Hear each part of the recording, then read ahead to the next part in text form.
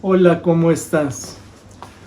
Me dio gusto en esta semana poder leer o escuchar de por lo menos dos personas en donde el mensaje o los mensajes de las últimas 2 semanas le fueron de mucha ayuda en su propia vida, en ánimo para tener esa confianza en el Señor que necesitan tener.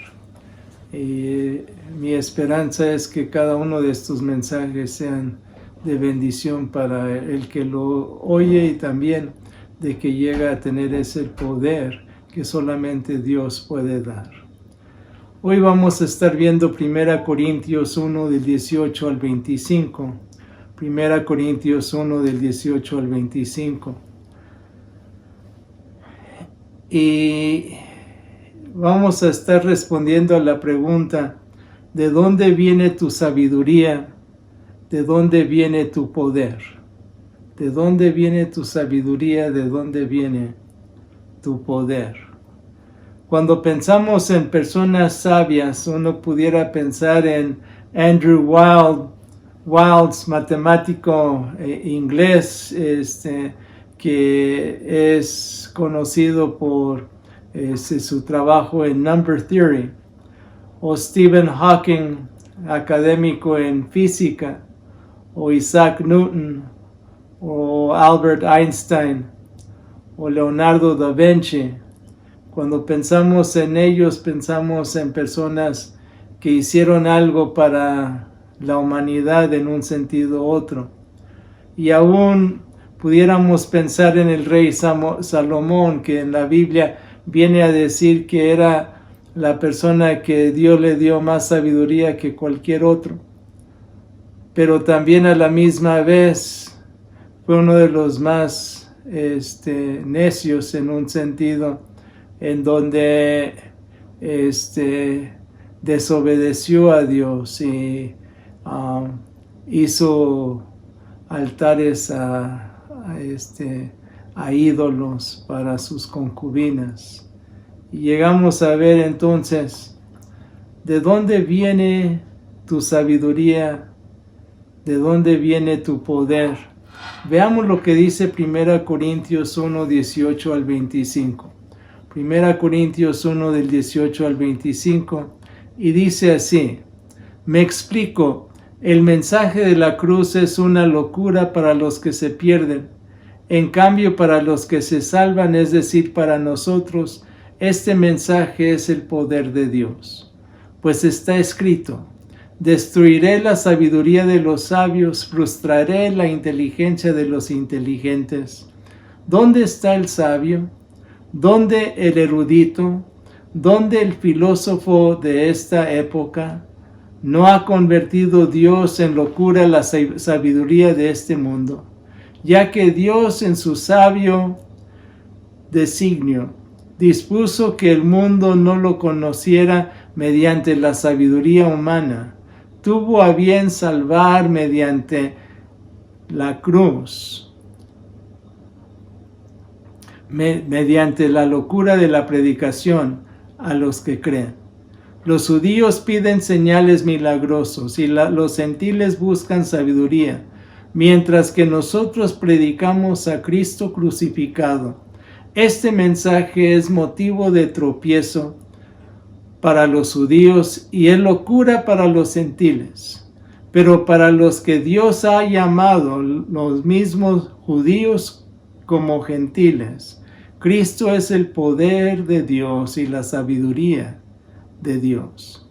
Pues la locura de Dios es más sabia que la sabiduría humana, y la debilidad de Dios es más fuerte que la fuerza humana. ¿De dónde viene tu sabiduría y tu poder? ¿Viene de señales y sabiduría de este mundo?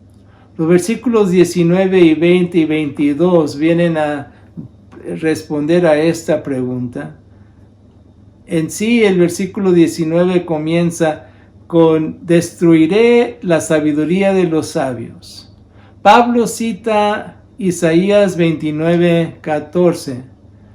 Cuando el corazón está lejos de Dios y su adoración es solamente un mandato enseñado por hombres, pues perecerá la sabiduría de sus sabios. Frustrará la inteligencia de los inteligentes, se esfumará la inteligencia de sus inteligentes. En el plan de Dios, los designios de los inteligentes concebidos son inútiles. ¿Dónde está? Dice en el versículo 20, el sabio, el erudito, el filósofo de esta época. Pablo toma lo que había pasado en Judá en el tiempo de Ezequías, cuando Sennacherib trató de tomar Jerusalén, pero fue liberado por el Señor. Y el Señor les pregunta algo similar al pueblo. En sí, Ezequías no sabía qué hacer y sabía que no lo podía hacer en sus fuerzas, y entonces pidió al Señor, y el Señor fue el que lo rescató. Sennacherib deja Jerusalén, y en su regreso hacia Siria lo mata a sus hijos para tratar de tomar su reino. Para el tiempo de Pablo, ¿dónde está el sabio, los filósofos, o como los griegos se llamaban, los amantes de la sabiduría? Los escribas entre los judíos eran los estudiados, quienes originalmente transcribían la ley, pero eran considerados en ese día aquellos eruditos, aquellos que sabían. Entre los griegos lo denominaban el notario público.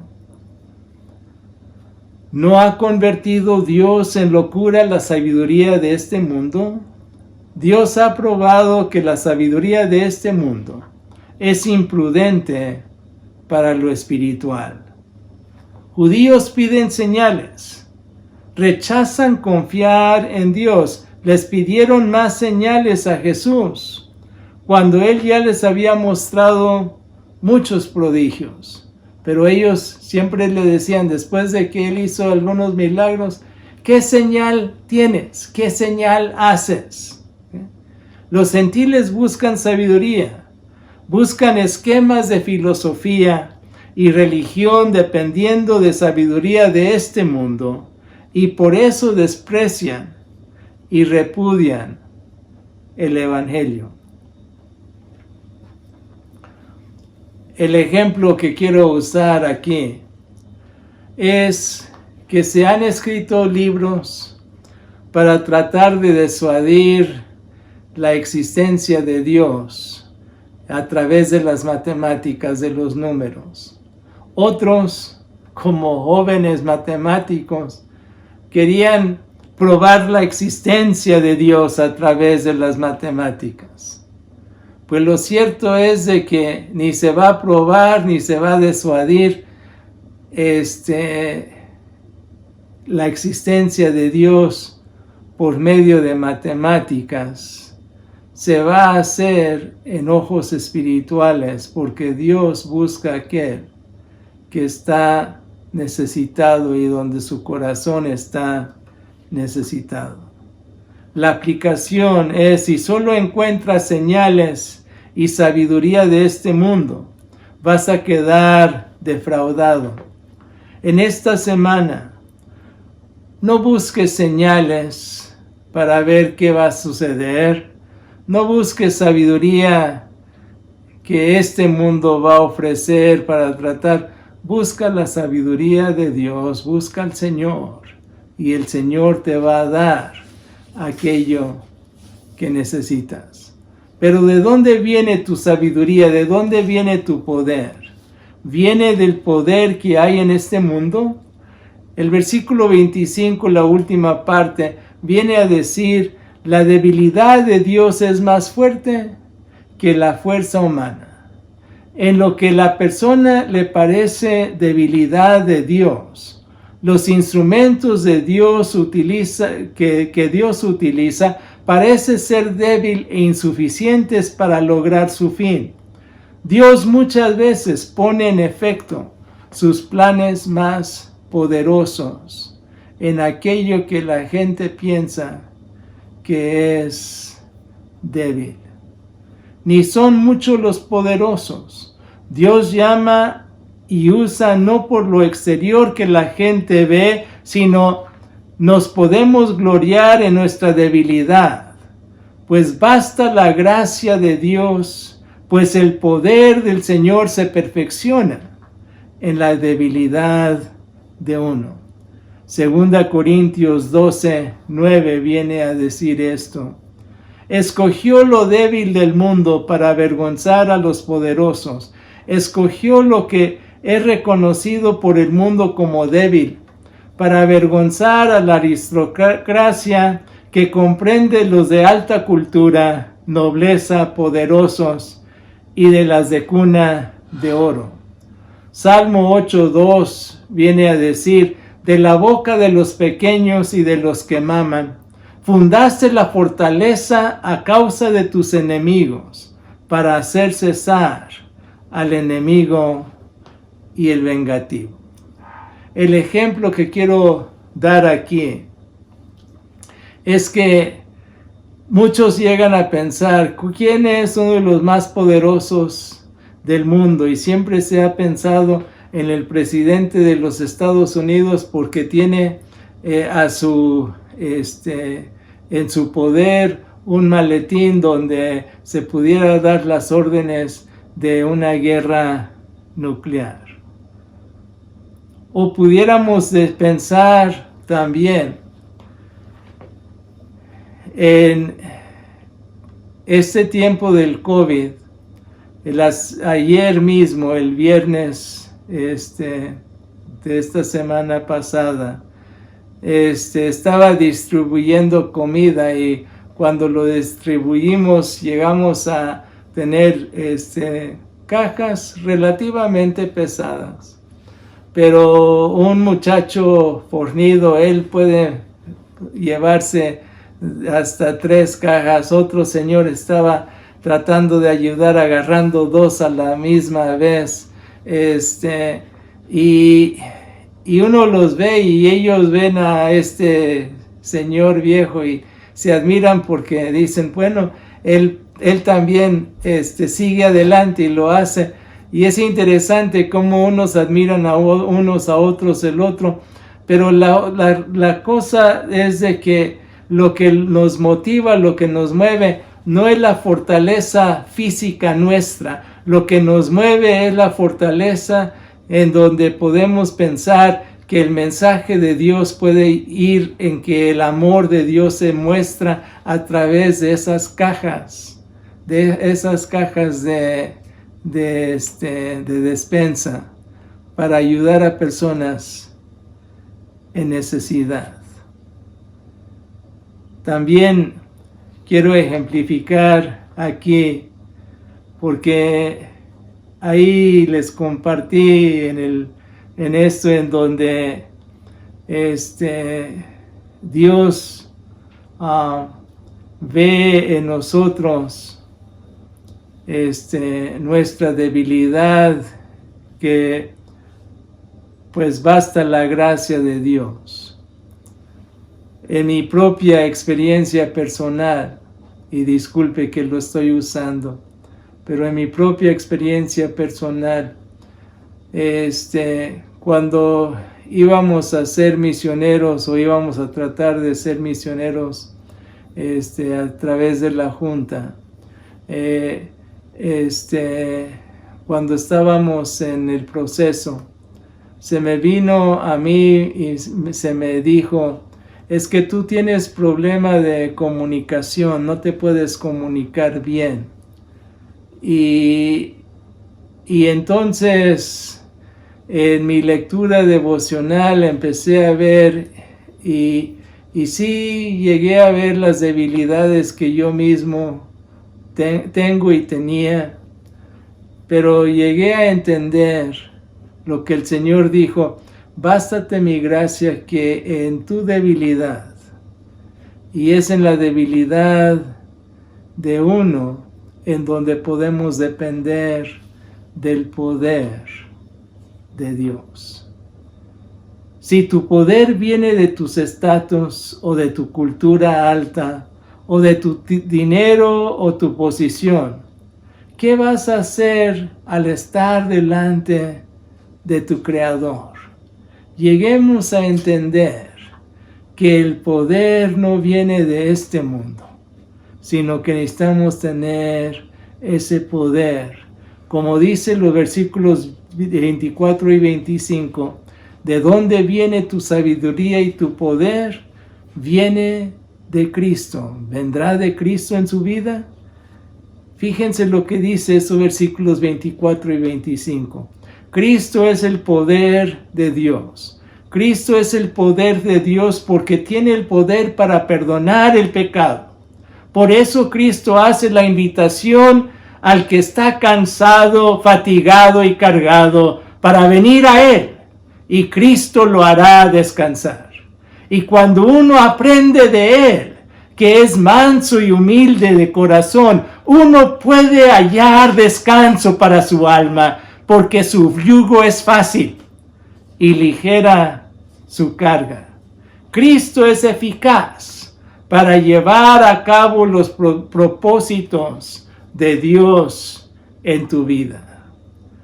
La sabiduría de Dios, la manera que Dios demuestra su sabiduría en la salvación de las personas, en el cambio que hace en la vida de cada ser humano que viene a los pies de Cristo.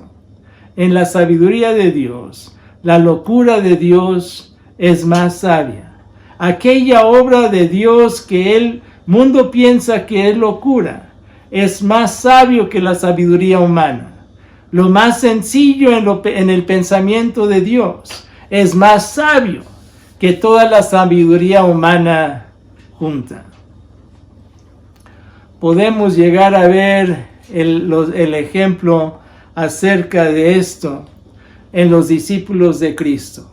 Cuando ellos recibieron el poder del Espíritu de Dios, entonces la gente y los que eran muy eruditos en el Antiguo Testamento llegaban a decir: ¿y cómo hablan ellos si son gente que no tienen estudio?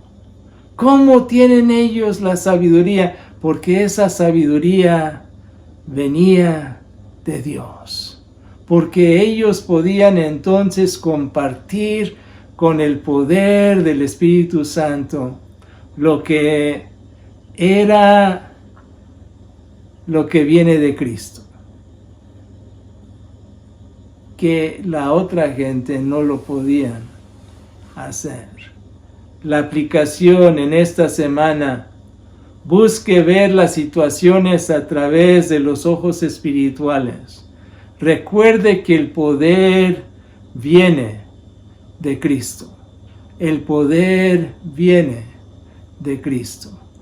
¿Cuántas veces he podido yo ver a personas que algunos llegan a pensar que son los más sencillos, y cómo Dios los ha usado para atraer a otros a Él, pero más que nada para ver cambio en la vida de aquellos que están pereciendo y que están frustrados, y cómo usa personas sencillas, cómo usa personas que uno piensa que son simples, pero los usa con el poder para alcanzar a aquellos que necesitan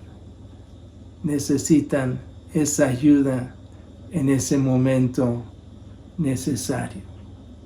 Pero también, al responder a esta pregunta, ¿de dónde viene tu sabiduría y tu poder? ¿Viene al compartir a Cristo? ¿Viene al compartir a Cristo? Veamos el versículo 18, que si se dan cuenta no comencé con él, pero sí lo voy a voy a terminar con el versículo 18 y el versículo 25. Pudiéramos pensarlos como que son los dos lados que juntan todo. Y viene a decir el mensaje de la cruz. La cruz es el meollo del mensaje. Cristo murió en la cruz por tus pecados. Para seguir a Cristo necesita negarte a ti mismo, tomar tu cruz cada día. Por esto entonces la cruz es meollo del mensaje. Porque uno, Cristo murió en la cruz por tus pecados, pero también porque Él te llama a tomar tu cruz y seguirle. Y el tomar tu cruz no quiere decir tomar algo como excusa, sino tomar en obediencia a Cristo, en obediencia a Dios. Locura para los que se pierden, para los que están en ruina. En sí, una transformación completa es necesaria para que salgan de ese estado. Para ellos es insensatez, es algo irracional, es necedad, es un absurdo. Pero para los que se salvan, es poder de Dios. Para los que ponen su confianza en Cristo, resulta en poder que viene de Dios. El Evangelio, el mensaje de la cruz, provoca cambio en uno, pues el Espíritu Santo mora en ti para producir amor, paz, paciencia, benignidad, bondad, fe, mansedumbre, templanza. Él obra en ti de esa manera y el mensaje de la cruz hace eso. Para los que se salvan es poder de Dios. Es el poder de Cristo, es el poder de Dios. Predicamos a Cristo crucificado, predicamos al Mesías crucificado, al ungido crucificado. Cristo es más que el valor moral que comparte. Cristo es más que uno que murió como mártir. Cristo murió por los pecados del ser humano. La cruz es esencial porque representa el sacrificio expiatorio en lugar de tus pecados. Este mensaje proclamamos este mensaje, no la debatimos ni la disputamos, sino lo proclamamos, porque llegamos a ver que no hay necesidad de dejar el resultado a Dios. Proclamar, para unos es tropiezo, para los judíos es tropiezo, quienes querían un Mesías conquistador, con un imperio mundial, no uno condenado y crucificado. Para ellos, Cristo es tropiezo. Para otros es locura, para los gentiles locura, como los que se mostraron en su conducta en Atenas. Si se acuerdan, Pablo les estaba compartiendo acerca del Dios desconocido y viene al momento en donde habla de Cristo y de que Él se murió en la cruz. Y en ese momento dice que ellos, los que estaban escuchando, ya no querían escuchar, ya todo lo demás les había llamado la atención, pero cuando llega ese momento, al meollo del asunto, que es Cristo crucificado por los pecados, ellos ya no pensaban que era locura, que no era algo que valía la pena oír.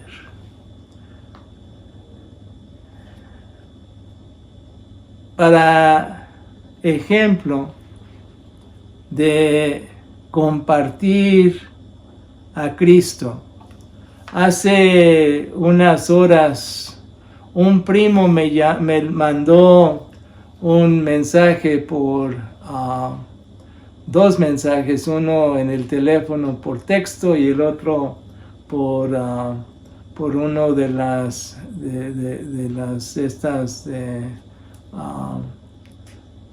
un mensaje, y compartió una carta que escribió mi papá a la familia de él el 6 de noviembre de 1961. Dice: se me quemó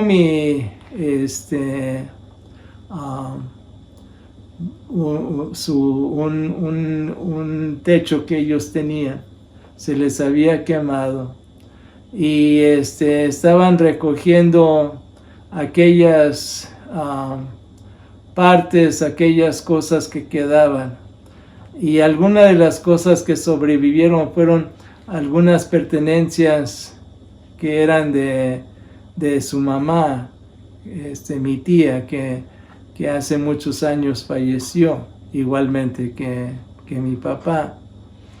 Pero él dijo: cuando leí esta carta me hizo bien, y pensé en mandártelo a ti para que lo leyeras, porque pensé que a lo mejor a ti también te haría bien.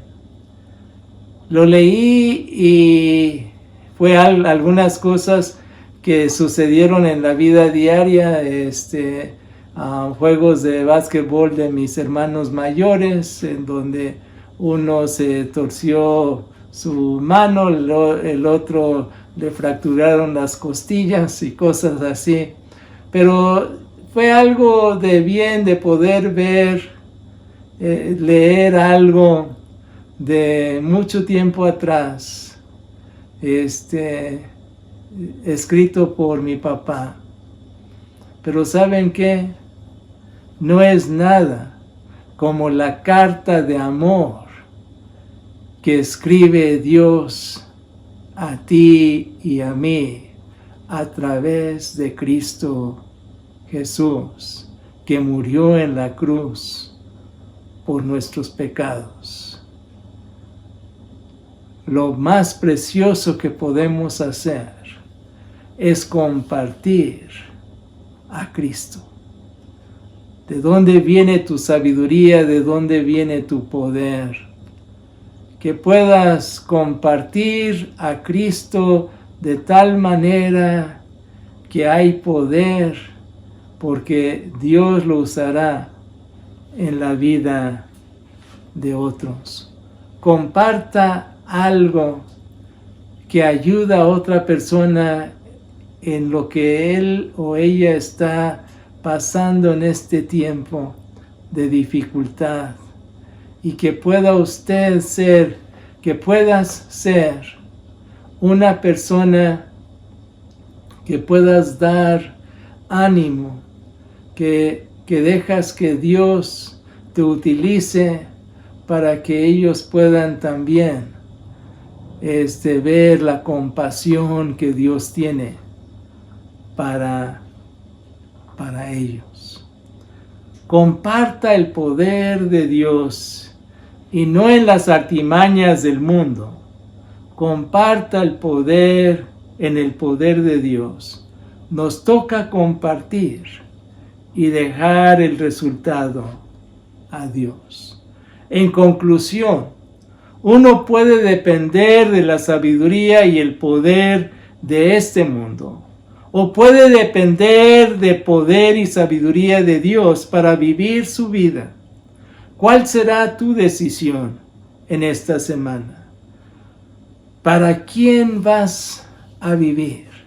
Y si no has puesto tu confianza en Cristo Jesús para que Él pueda entonces quitar aquel pecado que te está estorbando delante de Dios, en este momento es el tiempo en donde puedes poner tu confianza en Cristo, porque Él ya murió en la cruz por ti y Él quiere hacer su obra en tu vida, y tú solamente lo necesitas dejar. Que no sea locura para ti, que no sigas buscando señales, sino puedas confesar que Cristo es tu Señor. Y si ya es tu Señor, que en esta semana Él pueda hacer su obra a través de ti, en el poder que solamente viene de Dios. No trates de vivir la vida cristiana o la vida tuya en tu poder. Dependa del poder de Dios, el Espíritu Santo que mora en ti. Vamos a orar. Señor, gracias porque nos da la oportunidad de venir a adorarte y bendecir tu nombre. Pero también gracias porque tú puedas usar tu palabra para que podamos venir y hacer lo que tú quieres hacer. Que en esta semana, Señor, podamos vivir en la sabiduría y en el poder tuyo y no dependiendo solamente de la sabiduría nuestra. Esto, Señor, te lo pido en el nombre de Cristo Jesús, Señor y Salvador nuestro. Amén.